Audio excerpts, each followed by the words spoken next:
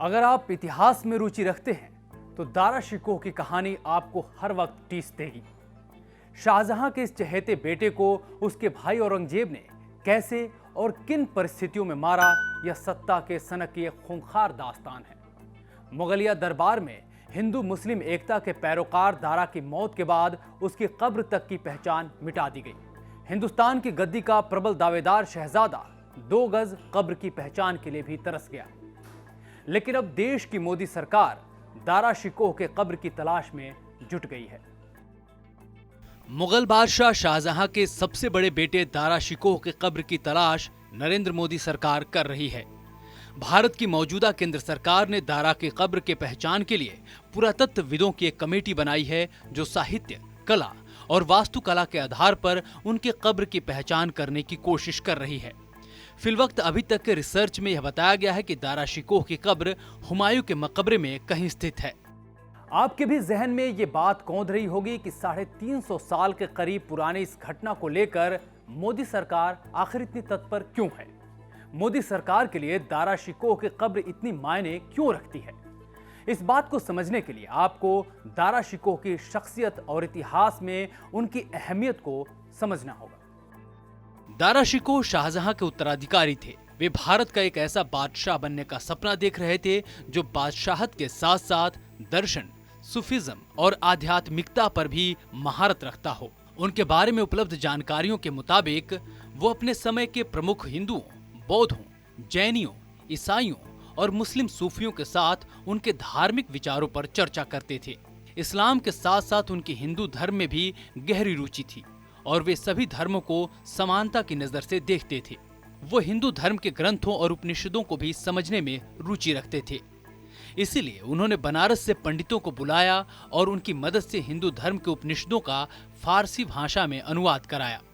वो इतिहास में एक ऐसे व्यक्ति थे जिन्होंने भारतीय ग्रंथों को लैटिन भाषा तक में अनुवाद करवाया, ताकि उन ग्रंथों को यूरोप समेत दुनिया के दूसरे देशों तक पहुंचाया जा सके।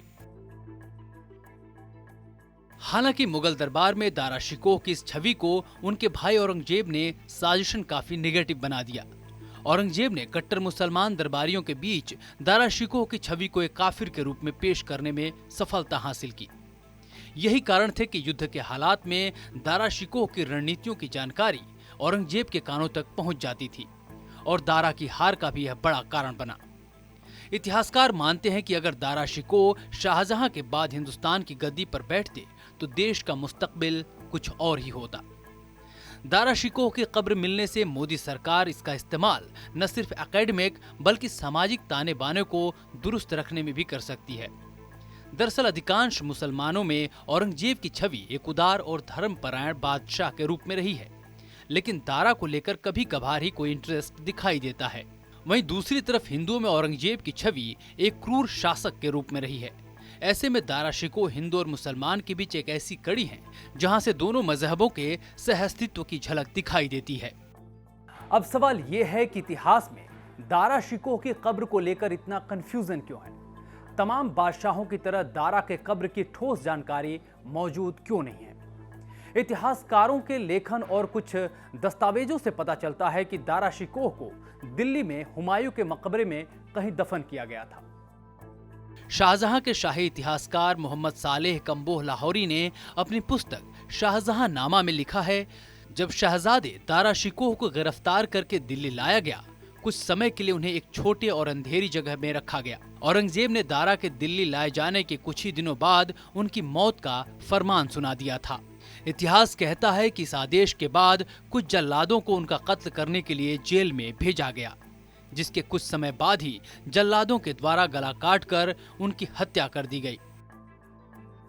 और तब से अब तक कहा जाता है कि उनकी मौत के बाद दारा शिकोह के शव को हुमायूं के मकबरे में ही कहीं दफना दिया गया। दारा शिकोह के धड़ को हुमायूं के मकबरे में कहीं दफन किया गया है, लेकिन उनके सिर को आगरा के ताजमहल के प्रांगण में टांग दिया गया।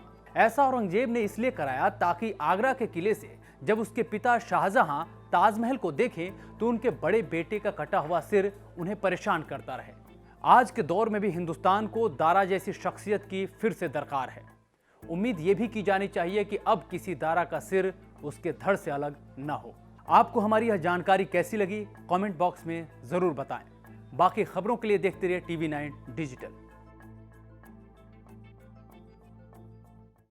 परवाह देश की, सोमवार से शुक्रवार रात 10 बजे TV9 भारतवर्ष पर।